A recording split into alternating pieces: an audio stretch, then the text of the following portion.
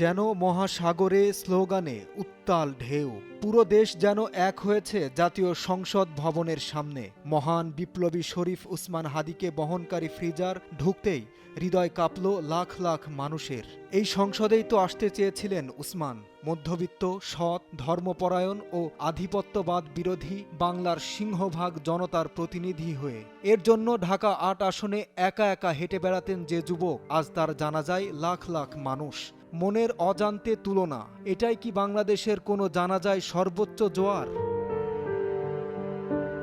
জাতীয় পতাকা জড়ানো পাঞ্জাবি টুপিতে আতর আর লোবানের ঘ্রাণ, কান্নার রোল কিংবা নিরাপত্তার কড়াকড়ি। উসমান হাদির জন্য এই জামায়াত মানিক মিয়া সড়ক ছাপিয়ে ফার্মগেট, খেজুর বাগান থেকে আসাদ গেট, ভারতীয় আগ্রাসনের বিরুদ্ধে বলিষ্ঠ কণ্ঠস্বর কত শত কারণে মানুষের হৃদয়ে পৌঁছেছে, তার কোনো পরিসংখ্যান নেই কারো কাছে।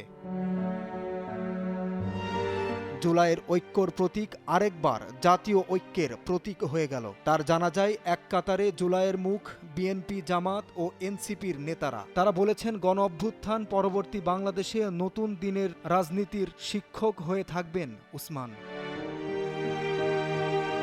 জাতীয় সংসদের আনুষ্ঠানিকতা শেষে যখন হাদি ফিরছে কবরস্থানের দিকে, তখন আবারও অনিশ্চিত চাপা কণ্ঠে উত্তাল সংসদ ভবন চত্বর। আদর্শকে গুলি করে হত্যা করা যায় না। জনস্রোত কেটে কেটে শরীফ উসমান হাদির এই বিদায় যেন তারই স্মারক। আগত মানুষেরা বলছেন এই শহীদের স্বপ্ন পূরণ হবে, মাথা উঁচু করে দাঁড়াবেই বাংলাদেশ।